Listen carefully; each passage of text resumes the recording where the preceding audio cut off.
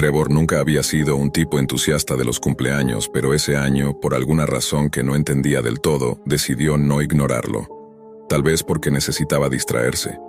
Tal vez porque ya había pasado medio año desde que Pete desapareció sin dejar rastro y fingir normalidad era la única manera de no volverse loco. Aquella noche no hubo fiesta, ni globos, ni amigos. Solo él, una pizza fría y una pequeña pila de regalos que su madre le dejó en la mesa. Entre los paquetes había una caja distinta, negra, sin etiqueta, sin remitente. El papel que la cubría era opaco, y al retirarlo se encontró con una nota corta, escrita a mano. Tu premio te espera donde reíste por última vez. En un principio, Trevor pensó que se trataba de una broma. Tal vez un mal gusto de alguien del pasado, o incluso una extraña forma de recordarle a Pete. Pero esa letra era idéntica a la de su amigo. Y ese detalle, más que nostalgia, le provocó escalofríos. Dentro de la caja había una brújula vieja, una linterna pequeña, un mapa con marcas rojas y una memoria USB. Cuando conectó la USB a su computadora, lo primero que apareció fue un archivo de texto titulado Bienvenido a tujuego.txt. El documento decía que acababa de comenzar una búsqueda del tesoro personalizada, diseñada especialmente para él. Las instrucciones eran claras. Debía seguir las pistas, una por una, en lugares que compartió con Pete, y si llegaba hasta el final obtendría un premio imposible de imaginar. Pero el archivo terminaba con una frase inquietante. No puedes salir.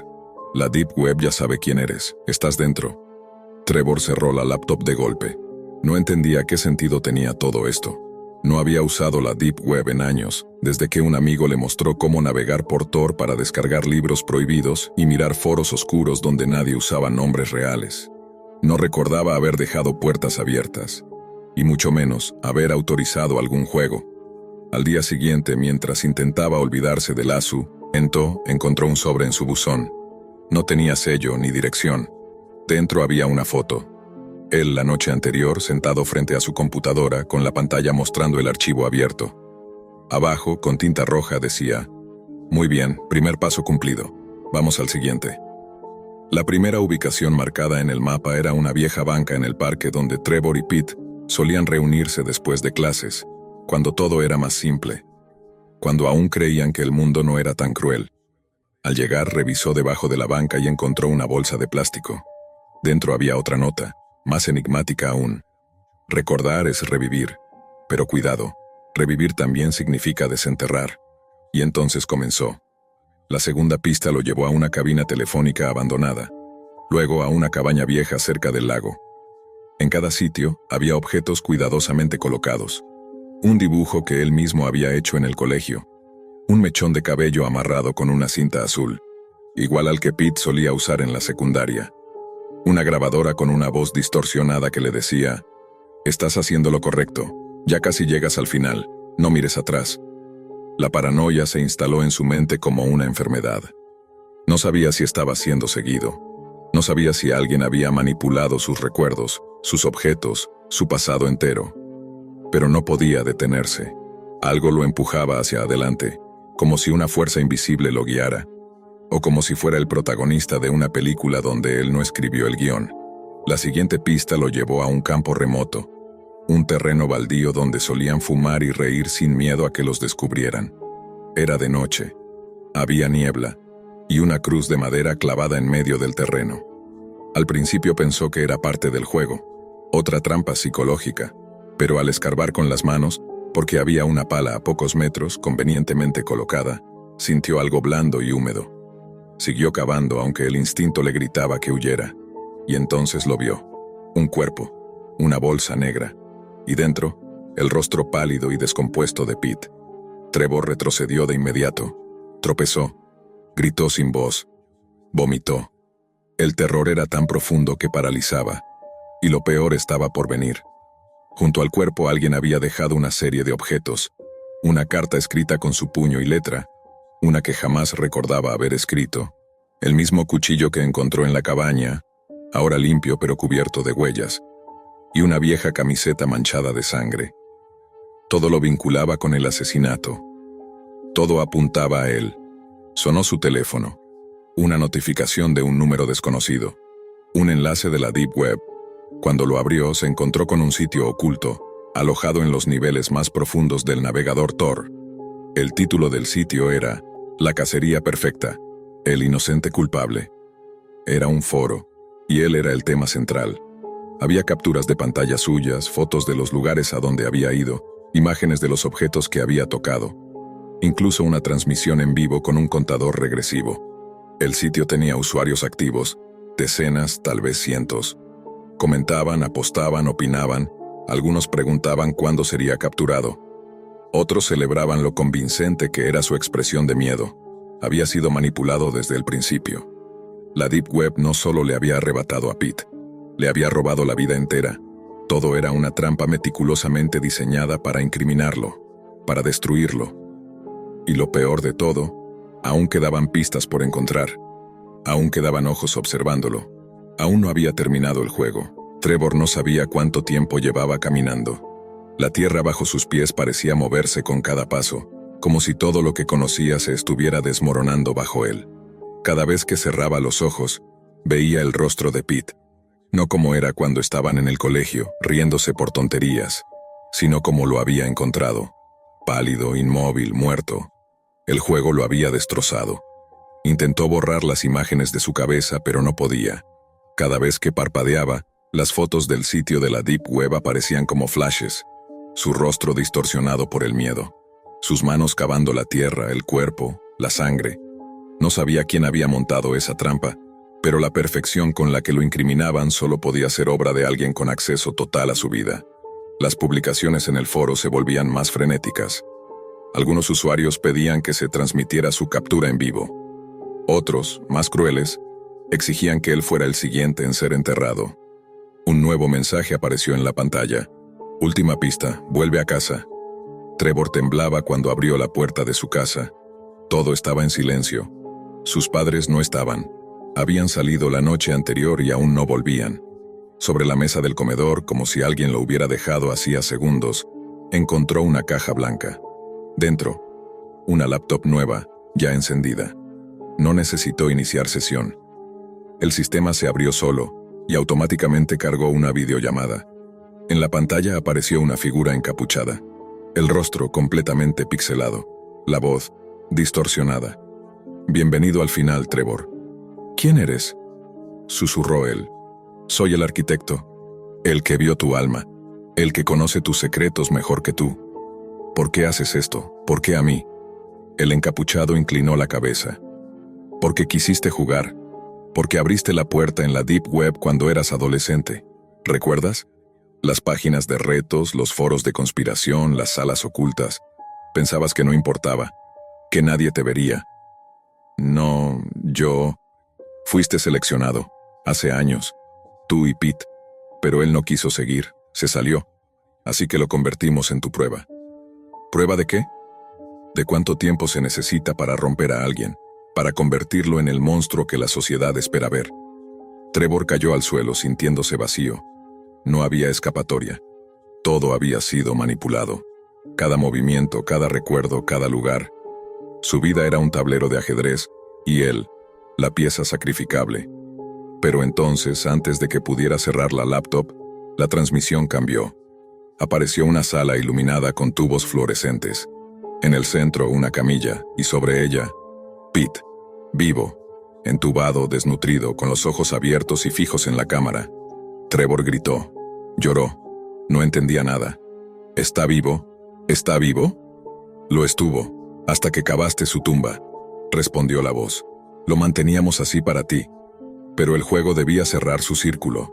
¿Qué demonios quieren de mí? La pantalla mostró una cuenta regresiva. 000030. Trevor no tuvo tiempo de pensar. Sonó la puerta. 1, 2, 3 veces. Luego el timbre. Luego los golpes. Voces gritaban su nombre. «Policía, abra la puerta». La pantalla mostraba los comentarios del foro. Usuarios celebrando. Algunos escribían. «Ahora viene la parte favorita, la caída. Yo pagué $500 por esto, no me decepcionen. Excelente final, brillante». Trevor no pudo moverse. No corrió, no gritó. Solo cayó de rodillas mientras las autoridades rompían la puerta. Lo esposaron, lo empujaron al suelo. y comenzaron a leerle sus derechos. La laptop seguía encendida. La transmisión continuaba, pero ahora, en lugar del encapuchado, se veía una sala oscura, llena de monitores donde otros usuarios con máscaras celebraban frente a sus pantallas. Era un espectáculo. Era un negocio. La Deep Web había ganado. Y Trevor era solo otro trofeo más. Todo comenzó como un proyecto académico. Nada fuera de lo normal. Lucas era estudiante de sociología en su último semestre, y como parte de su tesis, había decidido investigar el impacto de las subculturas extremas en línea. No buscaba likes ni viralidad, solo una buena calificación, algo que pudiera impresionar a su tutor y tal vez algo que lo hiciera destacar. La idea era sencilla: navegar por los márgenes digitales del Internet convencional y documentar foros donde se desarrollaban comunidades radicales. Había oído hablar de grupos de incels, conspiranoicos, adoradores de asesinos seriales y otros que se organizaban por fuera de las plataformas visibles. Pero no quería quedarse en lo básico. Fue entonces cuando su amigo Pedro, entre cerveza y charla, le dijo algo que lo marcó. Si de verdad quieres ver lo más jodido de la red, deberías entrar a la Deep Web. Lucas sabía que existía.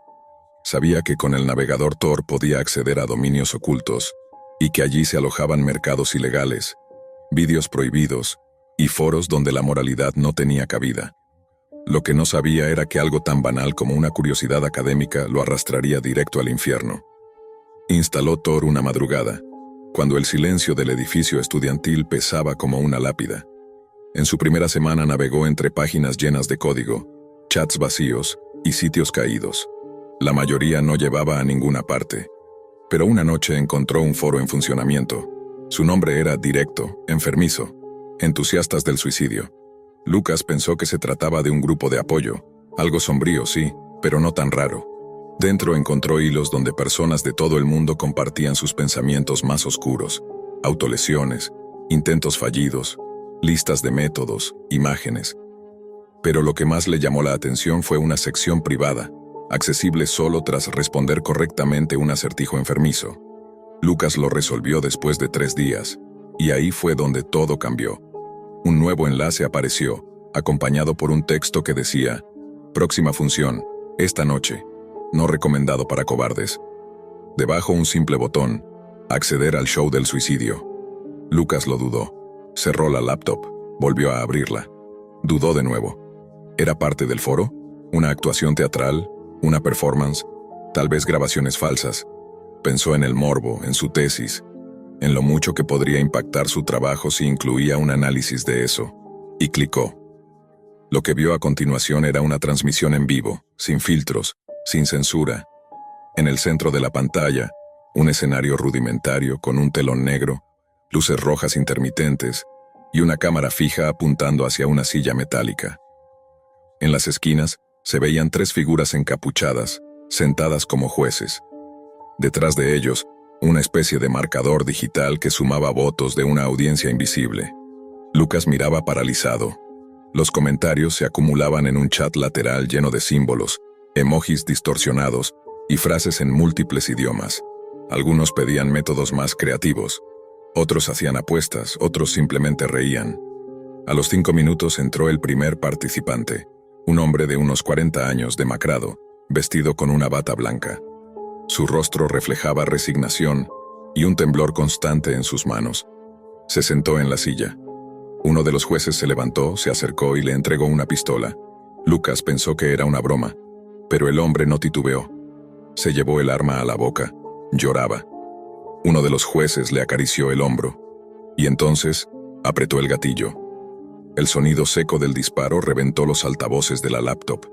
La sangre salpicó la cámara, el cuerpo cayó al suelo, y el marcador subió a 8.7. El chat estalló. Buen ángulo. Demasiado rápido, no se saboreó. Next. Lucas vomitó sobre su escritorio. Apagó la laptop. Quiso creer que había sido un efecto especial, un montaje, una ilusión bien ejecutada. Pero algo en sus tripas le decía que no. Eso fue real. Y era solo el comienzo. A la noche siguiente regresó. No porque quisiera, sino porque no podía no volver. El morbo, el horror, la necesidad de confirmar o desmentir lo vivido, Lo empujaban como un espectro. Esta vez el participante fue una mujer joven. Antes de su acto leyó una carta. El micrófono transmitía su voz temblorosa. Hablaba de abusos, de soledad, de dolor. Luego mostró una hoja de afeitar, se arrodilló frente a la cámara y empezó a cortarse el cuello, lento, metódico. Mientras el chat votaba, mientras los jueces asentían, mientras el contador marcaba 9.1, Lucas lloraba, pero no podía cerrar los ojos. Pasaron semanas. No podía dormir, no podía hablar con nadie. Había tomado capturas, grabado partes del stream, intentando convencerse de que todo había sido una locura temporal. Pero cada vez que revisaba los archivos, las imágenes seguían ahí, claras, crudas, reales. Intentó denunciarlo, nadie le creyó. La policía dijo que eso era imposible de rastrear, que la Deep Web estaba llena de fraudes y que probablemente había sido un video fake. Pero Lucas sabía lo que había visto. Y cada noche, a la misma hora, la transmisión seguía activa, cada vez más elaborada, más violenta, más aclamada. Lucas dejó de ser un estudiante para convertirse en un espectro. Iba a clases, pero no escuchaba. Caminaba por los pasillos como un zombi. Evitaba a sus amigos. Había dejado de contestar mensajes, de hablar con sus padres, de afeitarse, de comer bien. Cada parte de su cuerpo estaba marcada por la obsesión que lo consumía, el show del suicidio. No podía dejar de pensar en ese foro maldito de la Deep Web, en los jueces enmascarados, en las muertes televisadas, en los gritos, en las puntuaciones. Había visto a 5 personas quitarse la vida. Cada método más atroz que el anterior. Uno se ahorcó con una cuerda de púas, otro bebió ácido. Una chica se cortó las venas mientras bailaba al ritmo de una canción infantil distorsionada. Y lo peor, la audiencia lo celebraba. Pedían más, exigían sangre. Cada noche el contador de espectadores subía. Miles, tal vez decenas de miles. ¿Quiénes eran todos esos enfermos? ¿Dónde se alojaba el servidor? ¿Quién organizaba todo aquello? Lucas lo intentó todo. Analizó la URL Onion del sitio, revisó su tráfico a través de proxies, usó herramientas de rastreo digital. Nada. El sitio estaba protegido por capas de cifrado absurdas. Cada intento por investigarlo más a fondo terminaba con su computadora bloqueada. O peor, un mensaje aparecía en la pantalla, breve y directo. Estás observando, no te corresponde intervenir. Una noche recibió un correo electrónico en su cuenta universitaria. No tenía asunto, solo un enlace y un archivo adjunto llamado Tú. El archivo era un video. En él se le veía a sí mismo, dormido, filmado desde afuera de su ventana con visión nocturna. Alguien lo había estado observando. Estaban en su mundo ahora. La Deep Web ya no era solo un sitio al que se conectaba, se había convertido en su prisión. Entró al foro una última vez, y lo que encontró no era una transmisión como las anteriores.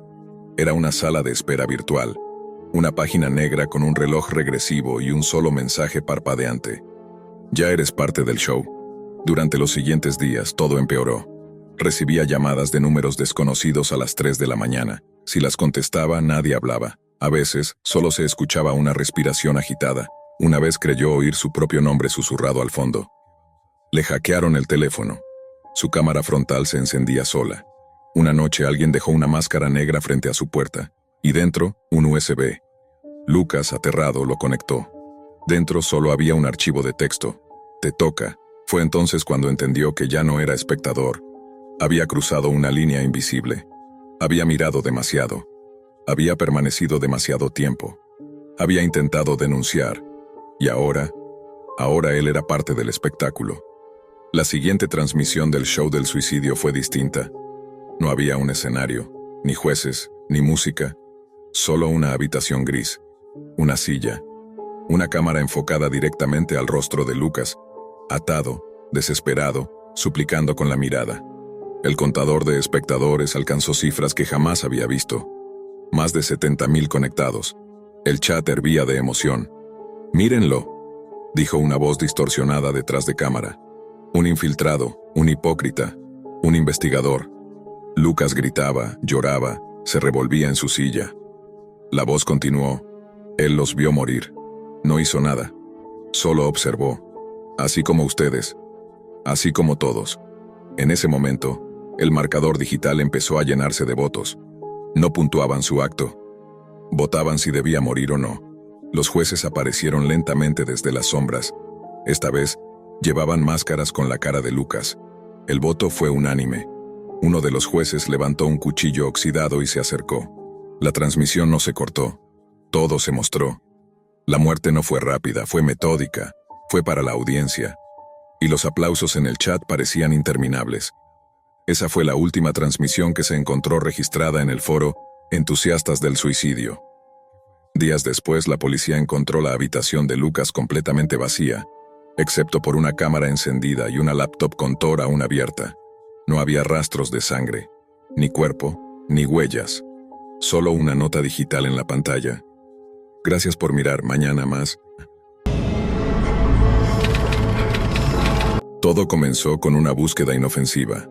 Mateo, Elías y Diego llevaban semanas planeando una noche de escape, sin reglas, sin límites, sin filtros. Eran universitarios de último semestre, estresados por los exámenes finales y con las emociones al borde. La idea era sencilla: alcohol, música, drogas y ninguna preocupación. Diego fue quien propuso el plan. Encontré un sitio nuevo en la Deep Web. Tiene reviews buenísimos. Nada de lo que venden en Telegram o Signal. Esto es otro nivel. Accedieron a través del navegador Tor desde una laptop vieja que tenían solo para cosas oscuras. La página se llamaba Red Nectar, con una interfaz limpia, elegante, y una sección dedicada a viajes únicos que prometían experiencias fuera del cuerpo. En letras pequeñas, un mensaje inquietante decía: «Nuestros productos cambian vidas, úselos bajo su propio riesgo». El precio era bajo. Apenas $80 en criptomonedas por 3 dosis.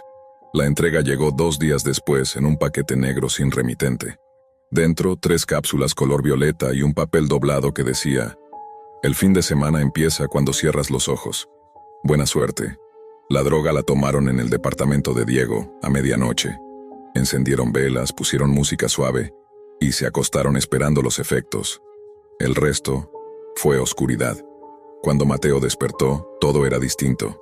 Estaba tirado en el suelo, sobre un piso de madera podrida. El olor a humedad era tan fuerte que le ardían los ojos. Afuera se escuchaban pájaros, ramas crujientes y el zumbido de algún generador lejano. Al abrir la puerta, se dio cuenta. Estaban en una cabaña en medio de un bosque. No reconocía el lugar. El paisaje parecía sacado de otro país. Gritó. Nadie respondió al principio, hasta que Elías salió de una de las habitaciones, tambaleándose, con una herida en la frente y la mirada desencajada. Pero faltaba alguien. Encontraron el cuerpo de Diego en una esquina, rígido, con los ojos abiertos y una mueca de terror. Tenía una nota clavada al pecho con un cuchillo militar oxidado. «Gracias por su compra. Que comiencen los juegos». Nadie entendía qué estaba pasando. No sabían cómo llegaron ahí, ni cuánto tiempo llevaban dormidos. El reloj de Diego estaba congelado en las 3:17 de la mañana. Al buscar dentro de la cabaña, descubrieron una cámara oculta apuntando hacia la cama donde Mateo había despertado. Tenía un LED rojo encendido. Al lado, una pantalla mostraba un temporizador, 23:42:17. Comenzaba la cuenta regresiva. En otra esquina había una caja fuerte empotrada a la pared, y encima de ella, otro mensaje impreso. «Solo uno puede salir, el resto es entretenimiento». Elías quiso romper la cámara, Mateo lo detuvo. «Si esto viene de la Deep Web, no estamos jugando, nos están viendo, esto es real». Entonces lo entendieron, eran parte de un juego, un espectáculo. Y alguien, o muchos, los estaban observando. La cabaña tenía ventanas tapiadas por dentro con clavos. Solo una puerta trasera, trabada con un mecanismo electrónico. Al intentar abrirla, una pantalla mostró un mensaje. «Zona de juego activa. Quedan 23 horas. Corre». Un sonido agudo perforó el silencio. Como una alarma, le siguió un disparo a lo lejos, luego otro. «Nos están cazando», dijo Elías con la voz quebrada. Cuando salieron de la cabaña, vieron las cámaras colgadas entre los árboles, camufladas. Algunas apuntaban hacia el cielo, otras hacia ellos. Todo era monitoreado, como una especie de programa clandestino transmitido en la Deep Web. No sabían cuántos los estaban viendo, ni quién había pagado para participar, pero sí sabían algo. No estaban solos. Un ruido entre los arbustos confirmó sus sospechas. Un silbido largo y luego pasos, pesados, lentos. Del bosque emergió una figura vestida con un traje de camuflaje. Portaba un rifle con mira térmica y un auricular en la oreja. Cuando los vio, sonrió. Apuntó. Tuvieron que correr. Se adentraron en el bosque, sin dirección, sin brújula, apenas respirando del terror. Cada tanto escuchaban disparos. Uno impactó un árbol a centímetros de Mateo. Era real. Las balas no eran de utilería. Elías cayó en un agujero camuflado. Mateo lo sacó con esfuerzo. Ambos estaban cubiertos de barro y pánico. «¿Qué diablos es esto?», gritó Elías. Mateo solo pudo decir: «Es la Deep Web, esto es lo que nunca se ve, esto es lo que compramos». Y no estaban solos. Otros jugadores comenzaron a aparecer. Una chica ensangrentada cruzó por su camino gritando algo en alemán. Luego un hombre asiático con un cuchillo en la pierna. Todos corrían hacia ningún lugar, todos intentando huir de un cazador invisible. Entre los árboles se escuchaban voces distorsionadas, como si los observadores estuvieran narrando en tiempo real, desde sus ordenadores, en alguna parte del mundo. Los mensajes eran como apuestas. Mateo caerá antes del amanecer. Elías tiene agallas, pero no durará. La chica del grupo 4 acaba de ser eliminada. Era un show, uno transmitido desde la Deep Web en tiempo real, con espectadores anónimos comentando, riendo, apostando. Gente que pagaba criptomonedas para ver morir a otros. Y el tiempo seguía corriendo. Las horas siguientes fueron una mezcla de locura, desesperación y dolor físico. Mateo y Elías no sabían si lo que vivían era real o un efecto prolongado de la droga, pero cada golpe, cada caída, cada herida confirmaba que no estaban soñando. Habían caminado sin rumbo por lo menos 2 kilómetros cuando encontraron una estructura metálica oxidada, como una vieja torre de vigilancia militar. Subieron.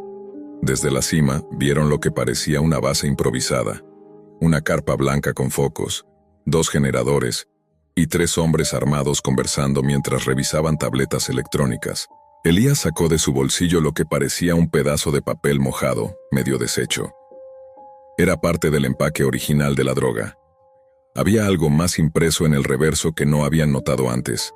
En letras microscópicas decía: «Este producto forma parte del programa recreativo HUNT. Al ingerirlo, usted acepta voluntariamente participar. No hay devoluciones. Patrocinado por The Red Arena, Deep Web Only». Mateo no sabía si llorar o vomitar. The Red Arena. He escuchado eso. Es un sitio que retransmite ejecuciones en vivo, pero pensé que era una leyenda urbana, una de esas historias de Reddit. «No lo es», dijo Elías. «Nosotros somos el contenido». De pronto, un zumbido interrumpió el silencio. Un dron flotaba sobre ellos. Era pequeño, silencioso, con luces infrarrojas. Al reconocerlos, comenzó a emitir un pitido agudo. Una alarma. «¡Corre!». Bajaron por la torre como pudieron. Mateo resbaló, se lastimó la pierna, pero Elías lo sostuvo. Detrás de ellos, un proyectil explotó la base metálica. Se escuchó el grito de uno de los cazadores acercándose. Corrieron durante minutos, sin mirar atrás, hasta que llegaron a un río estrecho, con una pasarela de madera precaria. Mateo se detuvo. Estaba sangrando. Elías quiso cargarlo. «Déjame, huevón, tú tienes que salir», jadeó Mateo. «Ni madres. Vamos». Del otro lado del río, una figura los esperaba. No tenía armas. Era una mujer de unos 30, descalza, con el rostro cubierto de barro.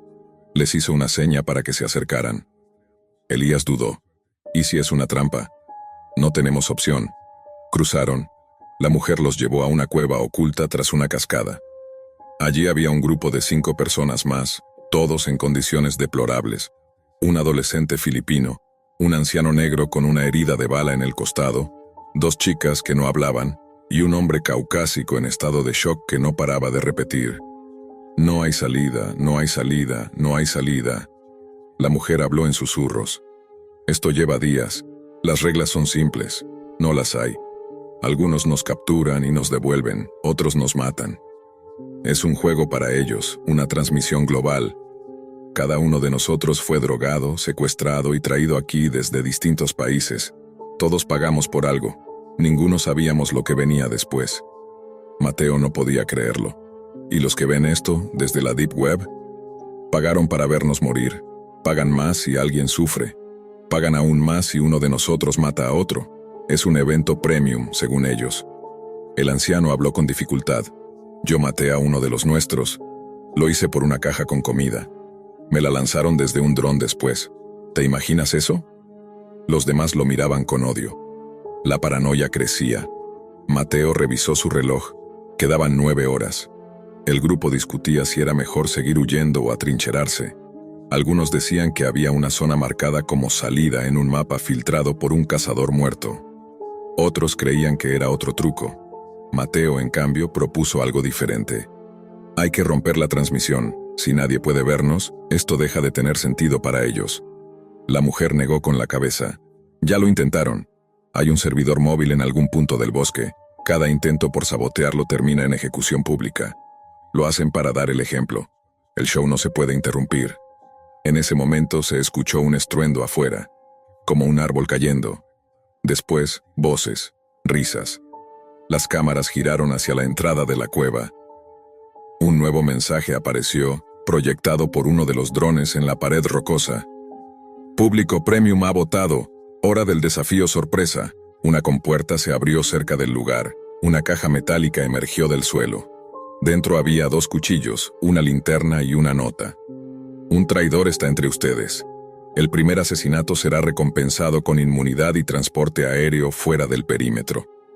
El caos fue inmediato. Elías fue el primero en reaccionar al mensaje. Esto es otra prueba. Quieren ver si nos traicionamos, si matamos por escapar. Pero el anciano herido no pensó lo mismo. Temblando, tomó uno de los cuchillos y apuntó al adolescente. Él es el traidor. Lo escuché hablar con uno de los cazadores. Vi cómo le pasaron agua. La mujer intentó detenerlo, pero fue tarde. El anciano apuñaló al chico en el pecho, una sola vez. El adolescente cayó sin emitir sonido. Murió al instante. Un dron descendió desde el cielo y dejó caer un paquete envuelto. Era una mochila y en su interior una radio, una botella de agua, un chaleco antibalas y una tarjeta con un código QR. El anciano no llegó a abrirla por completo. Una bala le atravesó el cráneo antes de poder celebrar. Desde la ladera opuesta del río, un francotirador oculto lo había ejecutado. El mensaje proyectado en la roca cambió. Traidor incorrecto, penalización activada. Los demás gritaron, corrieron. En medio de la confusión, Mateo y Elías se separaron. Elías trató de seguir a la mujer, pero pisó una mina oculta bajo las hojas. La explosión fue sorda, corta, definitiva. Mateo cayó al suelo, cubierto de sangre ajena, solo, desorientado, sin esperanza. Despertó más tarde en una estructura cerrada, como una jaula de transporte industrial. Las paredes eran metálicas y un foco lo iluminaba desde arriba. Frente a él, una cámara, un monitor, una cuenta regresiva que marcaba 000312, y una voz metálica, distorsionada, le habló. Bienvenido a la última ronda, Mateo. Has sido elegido por votación unánime para el desenlace del campeón. Aquí las reglas cambian. Tienes una salida, literal, una puerta, pero tiene un precio. Un compartimento se abrió al lado del monitor. Dentro había un bisturí quirúrgico y una nota. Retira el chip. Mateo no entendía, pero al tocarse la nuca sintió una protuberancia. Un bulto, duro, que no estaba ahí antes de tomar aquella droga. La voz continuó. Ese chip te rastrea y alimenta la transmisión en tiempo real. Si lo quitas, cortas la señal. Pero, si lo haces mal, te desangrarás en minutos. Si no lo haces, no podrás salir nunca. Elige. Con los dientes apretados, tomó el bisturí. No había espejo. Solo el reflejo borroso en la pantalla. Lo hizo. Gritó como nunca antes. El dolor fue insoportable. La sangre le nubló la vista, pero al final, lo logró. El chip cayó al suelo, cubierto de sangre y masa grisácea. La cámara hizo un sonido seco. Luego, se apagó. La puerta se abrió. Mateo salió tambaleándose hacia la luz. Un helicóptero esperaba en el claro. 2 hombres con uniformes negros lo recibieron con frialdad. No lo tocaron. Le dieron una manta térmica, una máscara de oxígeno y una botella de suero. El helicóptero despegó. Mateo perdió el conocimiento. Despertó en una clínica blanca, sin ventanas, sin relojes, atado a una camilla. Una mujer con bata y rostro cubierto por una mascarilla quirúrgica le habló suavemente. Felicidades, Mateo. Eres un sobreviviente. Has sido muy popular. Tus cifras de audiencia superaron las proyecciones. The Red Arena agradece tu participación. Mateo quiso gritar, pero su voz no salió. Ahora comienza la siguiente etapa, distribución. En un monitor frente a él comenzaron a reproducirse los momentos más brutales de su estadía en la cabaña, editados como si fueran una serie. Con música, gráficos, efectos, su rostro, sus gritos, su dolor. En la esquina del video, un contador de visualizaciones. Reproducciones, 1.028.447. Y debajo, un botón con el logo de un sitio alojado en la Deep Web. Comprar NFT exclusivo, la cacería de Mateo, 2.3 ETH. Desde que tenía 13 años, siempre tuve curiosidad por las cosas prohibidas. No era por morbo, al menos no del todo. Era más una obsesión por lo oculto, por lo que no debía ver. Mientras mis amigos pasaban horas en TikTok o viendo videojuegos en YouTube, yo buscaba otra cosa. Algo que no se pudiera encontrar con un simple clic. Y fue así como, una noche de verano, descubrí la Deep Web. Lo primero que aprendí fue cómo acceder. Tor, VPN, billetera de criptomonedas, todo ese lenguaje se volvió mi pan de cada día. En la superficie era un chico normal, algo tímido, sí, pero educado, con buenas notas y padres amorosos. Nadie hubiera sospechado que, por las noches, me sumergía en lo más profundo de Internet, como un buzo que sabe que entre más baja, menos oxígeno queda. Las primeras veces no vi nada especial. Foros apagados, páginas muertas, mercados ilegales donde vendían desde pasaportes hasta órganos humanos. Nada que me enganchara realmente. Todo se sentía como una especie de teatro sangriento exagerado. Hasta que encontré un enlace sin título en un foro en ruso. Solo decía, Galería de Verdad. El enlace no pedía invitación ni clave, pero sí algo raro. Para ingresar, debías escribir tu apellido. Pensé que era alguna especie de gimmick, un truco de programación. Pero por curiosidad, tecleé mi apellido, Sanabria, y la página cargó. No era lo que esperaba. No había una estética gore ni fondos oscuros. Era limpia, casi profesional. En el centro, una cuadrícula de videos sin título. Todos parecían grabaciones caseras, miniaturas de habitaciones, sótanos, patios. Ninguna tenía fecha, solo números. Me temblaba la mano cuando hice clic en el primero. El video inició con una cámara estática apuntando a una silla. En ella, un hombre amordazado, con los ojos desorbitados. Podía escucharse una respiración agitada detrás de la cámara. La imagen era de alta calidad, pero lo más perturbador era la calma. No había música, no había efectos, solo silencio. Y de pronto, el sonido de pasos. Dos figuras entraron al cuadro, una mujer y un hombre. Él llevaba un mazo, ella un cuchillo. No los reconocí de inmediato. Tal vez por la máscara quirúrgica que cubría parte de sus rostros, o tal vez porque nunca imaginé que podría ser cierto. Pero cuando ella habló, mi alma se derrumbó. ¿Estás seguro de que no sabe nada?, dijo la mujer. Era la voz de mi madre. Mi madre. Tragué saliva. Repetí el video varias veces. Me convencí de que debía estar editado. Un deepfake, un montaje. Pero no, era ella. La forma de mover la cabeza, la cicatriz en el cuello que siempre decía que era de una operación antigua. Y el hombre, su estatura, sus gestos torpes. Era mi padre. No había duda. Ellos no solo estaban allí. Eran los protagonistas. Y estaban matando a alguien. Apagué la computadora. Me senté en el piso con la espalda contra la pared, temblando. Pero no pude evitarlo. Volví. Necesitaba saber.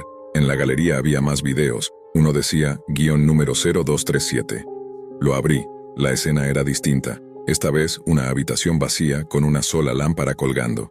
En el suelo, un cuerpo, ya sin vida. A su lado, una voz en off susurraba números, como un conteo macabro. No era una ejecución improvisada, era una serie. Un proyecto. Una colección de muertes cuidadosamente grabadas. Vi 4 videos más. En todos aparecían mis padres. Lo que más me partía el alma era lo normales que eran conmigo. Las cenas en familia, los domingos de películas, las fotos de vacaciones colgadas en la pared. ¿Cómo demonios se puede fingir tanto? Pero el golpe más fuerte llegó con el último video, el número -0251.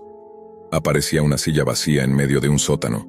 La cámara estaba encendida, grabando en silencio. De pronto, la puerta del fondo se abría. Y lo vi, a él, Leandro, mi mejor amigo desde la primaria. El único que sabía que yo navegaba la Deep Web. El único que alguna vez me dijo que tuviera cuidado con lo que deseaba encontrar. Estaba maniatado, golpeado, con el rostro cubierto de sangre seca. Cuando vio la cámara gritó: «Te juro que no dije nada, no sé nada». Y ahí estaban ellos otra vez, mis padres, su ropa ensangrentada, sus rostros sin emoción, como si lo que iban a hacer fuera rutina. Ahí fue cuando entendí que mi vida había terminado. No tenía a dónde correr, no podía contarle a nadie. ¿Quién me creería si dijera que mis padres son asesinos seriales que graban sus crímenes y los suben a una galería secreta de la Deep Web? Desde ese momento, cada noche es una tortura. Me pregunto si lo saben, si me vieron entrar a esa página, si están esperando el momento para hacerme lo mismo. Sus miradas en la mesa ahora me parecen distintas, más pesadas, más frías, como si supieran que yo sé. A veces me despierto con el sonido de pasos en el pasillo, con la sensación de que alguien me observa. Reviso mi computadora todos los días, y la galería sigue allí, cada vez con más videos, pero no me atrevo a ver más, porque sé que el próximo podría tener mi nombre. Durante los días siguientes, me volví una sombra dentro de mi propia casa. Caminaba de puntillas, evitaba mirarlos a los ojos, fingía estar enfermo para no cenar con ellos. Mi madre tocaba la puerta de mi cuarto con su habitual tono dulce. «¿Todo bien, mi amor?». Yo respondía con un hilo de voz, encerrado entre mis pensamientos, sabiendo que esa dulzura era la misma que usaba minutos antes de torturar a alguien. Mi padre seguía con sus rutinas. Arreglaba cosas en el garaje, regaba las plantas, me preguntaba si necesitaba algo para la escuela. Todo igual, todo tan perfectamente montado, que eso era lo más aterrador.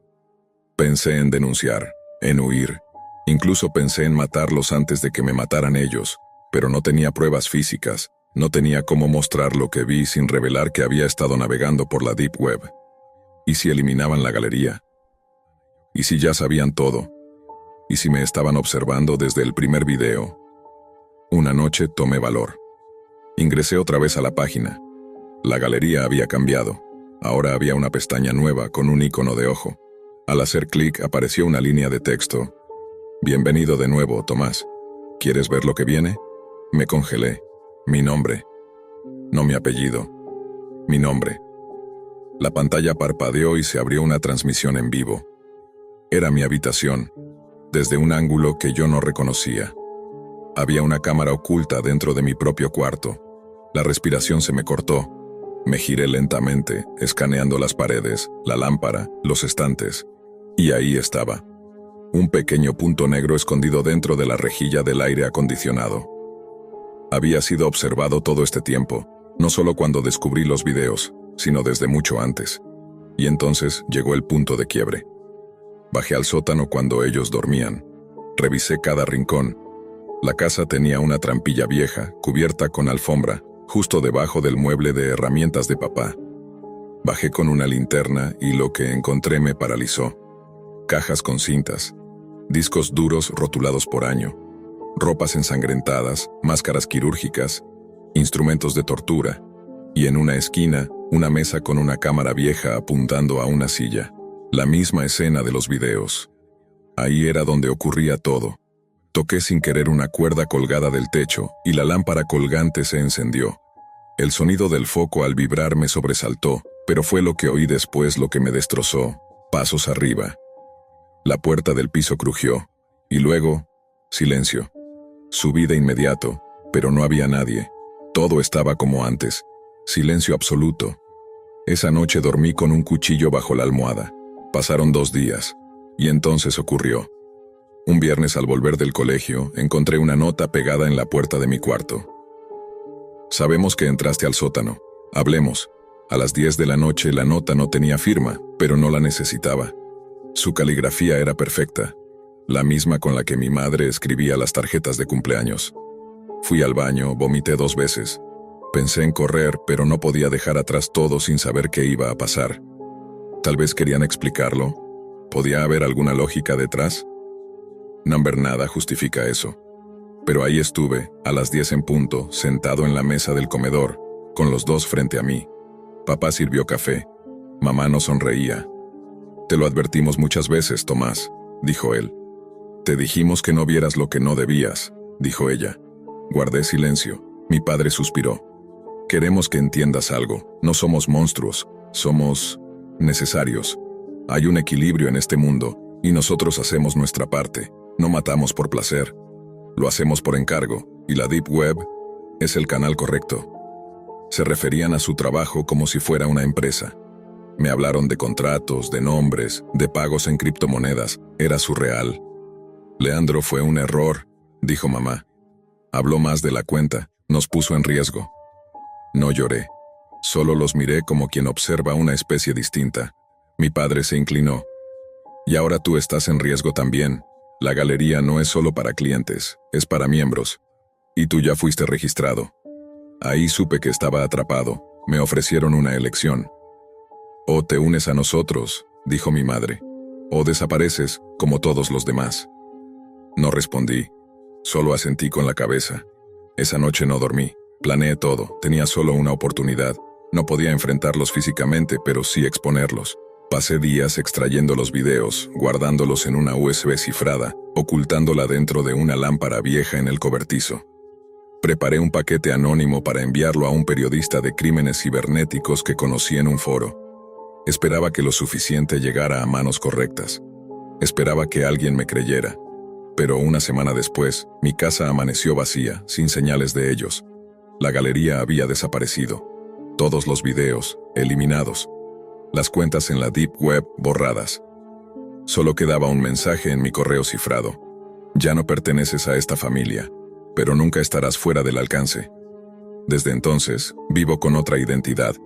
Cambié de país. No uso redes sociales. Pero no hay un solo día que no mire sobre mi hombro. No hay una sola noche en que no sueñe con ese sótano. A veces escucho voces a través de la radio. A veces encuentro cámaras donde no deberían estar. La Deep Web me mostró la verdad, pero también me robó la posibilidad de volver a ser normal. Porque cuando ves lo que yo vi, no hay regreso, solo queda sobrevivir. Todo comenzó con una mala decisión tomada en el peor momento. Mateo no era un tipo peligroso ni particularmente curioso en temas turbios, pero sí tenía un defecto que lo metía en problemas más seguido de lo que admitiría. Tomaba decisiones impulsivas, especialmente cuando estaba borracho. Aquella noche, después de una larga jornada de fiesta con sus amigos, regresó a su pequeño departamento en las afueras de la ciudad, completamente ebrio. A duras penas podía mantenerse de pie, pero tenía esa clase de embriaguez que te empuja a hacer estupideces con entusiasmo. Encendió su laptop y, sin pensarlo demasiado, abrió Tor, el navegador que había instalado hacía meses para explorar los rincones prohibidos de la Deep Web. Nunca había comprado nada. Solo se metía a mirar foros de conspiraciones, mercados clandestinos y cosas extrañas que le parecían más leyenda urbana que realidad. Pero esa noche, guiado por el alcohol, no solo exploró, decidió participar. Terminó en un sitio oscuro, sin colores ni diseño moderno. Solo fondo negro y texto en rojo que decía: «Cajas misteriosas, entrega garantizada». Bajó un poco y leyó la descripción. Decía que por $50 en Bitcoin podías recibir una caja sorpresa con artículos aleatorios.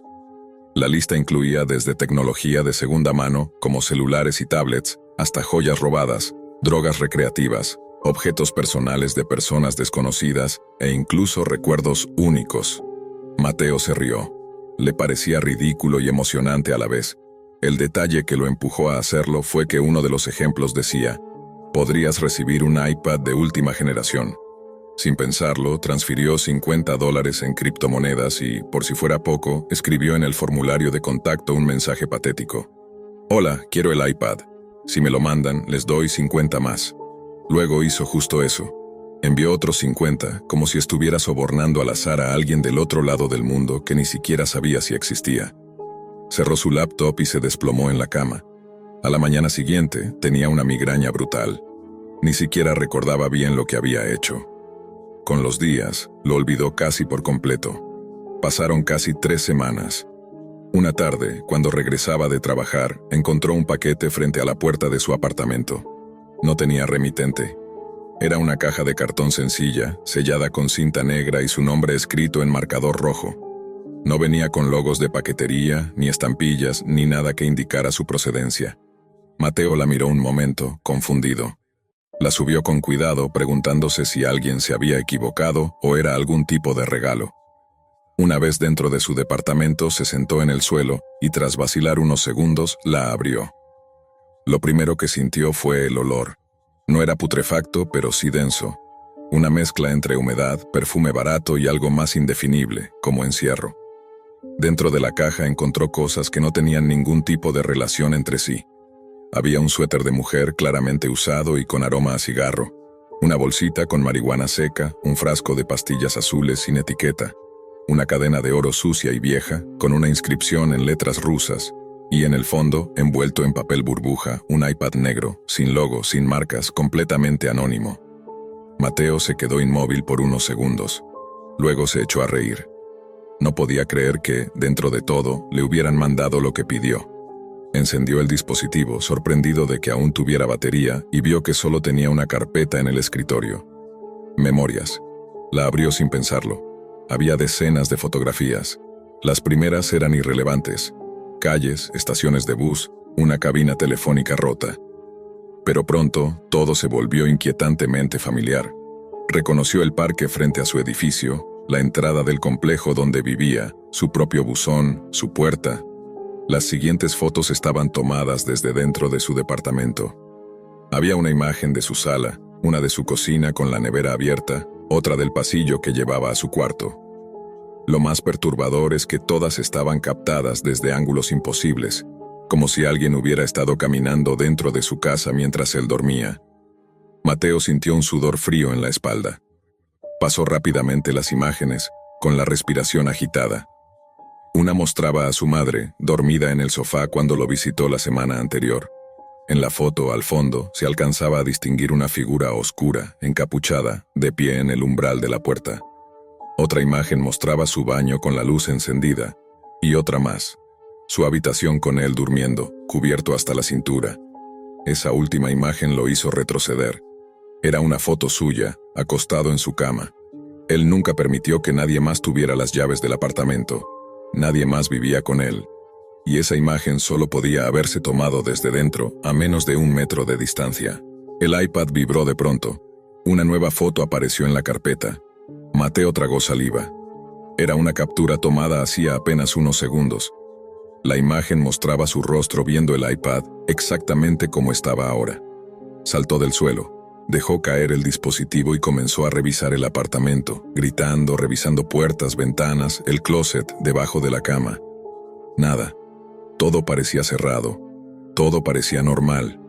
Pero ya no se sentía seguro. Esa caja no era solo una broma. Cada objeto ahí dentro tenía un propósito. Cada elemento hablaba de una observación prolongada, de un mensaje encriptado que solo ahora empezaba a entender.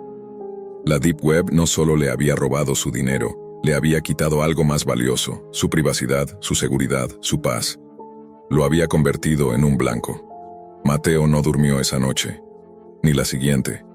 Cada crujido de la madera, cada sombra proyectada por los faroles del exterior, se le clavaban en el pecho como agujas. Se sentía observado constantemente, como si alguien lo estuviera monitoreando desde algún punto invisible del edificio, o peor aún, desde adentro de su propio apartamento. Durante el día, trataba de mantener la calma. Fue al trabajo, fingió que todo estaba bien, pero por dentro su cabeza hervía con preguntas sin respuesta. Revisó la caja una y otra vez, buscando alguna pista, algún código, una huella, algo que le dijera quién estaba detrás. No encontró nada. El iPad seguía encendido, inmóvil sobre la mesa como si lo esperara. Mateo se acercó con cautela y lo encendió de nuevo. La carpeta Memorias ahora tenía más imágenes. Nuevas. Fotos que no estaban ahí la noche anterior. Una mostraba su cocina tomada desde una esquina alta, como si alguien hubiera instalado una cámara oculta en la lámpara del techo. Otra mostraba su sala, vacía, pero con una figura sentada en el sofá. Al principio no lo notó, pero al hacer zoom, distinguió lo que parecía un rostro parcialmente cubierto con una capucha negra, mirando directamente a la cámara. La figura tenía los pies descalzos, pálidos, sucios, como si hubiera entrado sin dejar rastro. Otra foto lo sacudió aún más. Él, de nuevo dormido, pero esta vez en posición fetal, abrazando su almohada. Esa imagen no existía el día anterior. Fue tomada la última noche. Mateo sintió que el estómago se le encogía. Alguien seguía entrando. Llamó a la policía, aunque sabía que sería inútil. Un par de agentes llegaron, revisaron el apartamento y le dijeron lo mismo de siempre. Que todo estaba cerrado, que no había señales de entrada forzada. Uno de ellos, más joven, le preguntó si estaba seguro de no haber tenido una pesadilla. Mateo insistió en que alguien había estado allí, pero no mencionó la Deep Web, ni el iPad, ni la caja. Sabía lo que eso significaría. Se reirían de él, o peor aún, lo tratarían como a un loco. Cuando los oficiales se fueron, Mateo cerró cada ventana con seguro, colocó una silla bajo la manija de la puerta y se encerró en su habitación con un bate de béisbol. Esa noche no tocó el iPad, no quiso ver si había nuevas fotos. Solo se sentó frente a la puerta en silencio, con los ojos abiertos, esperando. Al amanecer, al fin se durmió. Pero no por mucho. Despertó abruptamente al sentir un zumbido. Era el iPad vibrando en la mesa. Se acercó, y en la pantalla solo aparecía un mensaje en letras rojas sobre fondo negro. ¿Te gustó el regalo? Mateo lo lanzó contra la pared. El dispositivo cayó, pero no se rompió. Era como si estuviera hecho para resistir, para seguir funcionando sin importar lo que hiciera. Al intentar desconectarlo, descubrió que no tenía ningún tipo de ranura ni botón de apagado. Era como un artefacto sellado. Y más inquietante aún, seguía actualizando fotos incluso sin conexión a internet. El miedo se convirtió en paranoia. Colocó cinta sobre cada lente de su laptop, apagó su celular y cubrió los espejos. Revisó cada rincón del apartamento, incluso las rejillas del aire acondicionado. No encontró nada, pero sentía que algo o alguien seguía entrando, sin forzar cerraduras, sin dejar rastro. Comenzó a recibir correos anónimos. Al principio pensó que era spam, pero los mensajes eran personales. Uno decía, no debiste pedir la caja.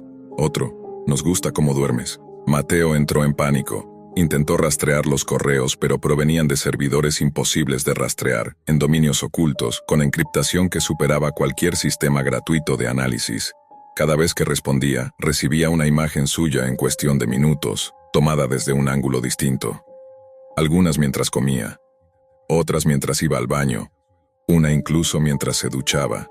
Empezó a notar cosas pequeñas, casi imperceptibles. Un vaso movido de lugar, una camiseta desaparecida, la puerta del microondas ligeramente abierta, cuando él recordaba haberla cerrado. Y sobre todo, la sensación constante de ser observado. Ya no salía de su casa. Solo pedía comida por aplicaciones, sin atreverse a mirar por la mirilla. Bloqueó todas sus redes sociales, rompió el módem y desinstaló Tor. Pero nada cambió. Cada vez que intentaba ignorarlo, el iPad lo premiaba con una nueva galería de imágenes, como si supiera exactamente qué momentos lo harían quebrarse.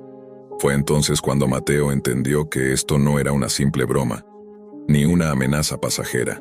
Lo que comenzó como un impulso estúpido en la Deep Web había abierto la puerta a algo mucho más oscuro y estructurado. No eran simples hackers, no era un loco cualquiera, era una red, un sistema, una maquinaria que se alimentaba del miedo y la exposición, y que ahora lo tenía a él como objetivo. La caja misteriosa no era un regalo, era una sentencia. Mateo decidió irse. Ya no podía más. Empacó apresuradamente una mochila con algo de ropa, su laptop, un disco duro externo y algo de efectivo. Dejó el iPad atrás, tirado en el suelo del departamento, aún encendido, como si lo observara desde la esquina. Tomó un autobús rumbo a otra ciudad sin avisarle a nadie. Cambió su número, se desconectó de toda red digital. Incluso empezó a usar efectivo en lugar de tarjetas. Rentó una habitación en un motel barato, con la idea de desaparecer por completo durante un tiempo. Pensaba que, tal vez, al cortar todo contacto con Internet y desaparecer del radar, dejarían de seguirlo. Pero no fue así. La primera noche en el motel, recibió una llamada a la línea fija de la habitación. No había dado ese número a nadie. Levantó el auricular con la mano temblando. Del otro lado no habló nadie. Solo se escuchaba su voz, grabada, dormido, respirando. La misma respiración que tenía cuando estaba en su cama, en su apartamento. Colgó de inmediato. Al salir al pasillo notó algo, una caja pequeña frente a la puerta, envuelta en cinta negra. No tenía que abrirla para saber qué era. Volvió a encerrarse, temblando. Sentía que el piso se hundía debajo de él. Esa noche no pudo dormir. Encendió su laptop buscando algún rastro de la red en la que se había metido. Volvió a entrar a Tor desesperado. Buscó el sitio donde había comprado la caja, pero ya no existía. El enlace estaba caído. Ningún rastro, ninguna caché, ningún registro, como si nunca hubiera estado ahí. Pero al intentar cerrar el navegador, algo lo detuvo. Una nueva pestaña se abrió sola, con fondo negro y letras rojas. El mismo estilo de la página de las cajas, solo que esta vez no era una oferta, era una cuenta regresiva. Entrega final en 004322. Mateo se alejó de la pantalla. La cuenta regresiva seguía avanzando. No sabía si era una broma, un virus o algo peor. A los 43 minutos exactos llamaron a la puerta. 3 golpes secos, no 5, no 2, 3, como una firma. Mateo no abrió. Se quedó en la esquina más alejada del cuarto, con el cuerpo encogido y el teléfono en la mano, esperando, rezando, suplicando que fuera una coincidencia. Pero lo que sea que estuviera del otro lado no necesitaba entrar, ya estaba dentro. Cuando al fin se atrevió a mirar la pantalla de su laptop, ya no estaba la cuenta atrás. Ahora había una única imagen. Una foto suya, en ese mismo cuarto, en esa misma esquina, con el teléfono en la mano, exactamente como estaba en ese instante, tomada desde adentro. La Deep Web no era un sitio, era un portal, y él ya no podía cerrarlo.